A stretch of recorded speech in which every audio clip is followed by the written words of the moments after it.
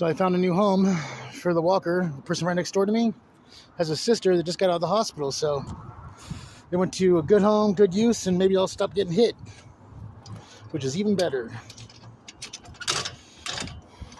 So, kill two birds with one stone, going to a good home.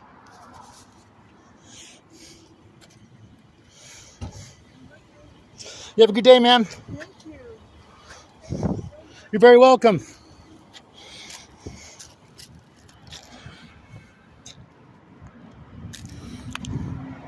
So God does work in mysterious ways. That young older lady just got something to give to her sister. She took out of the hospital. It was needed one of those things, and it's brand new. So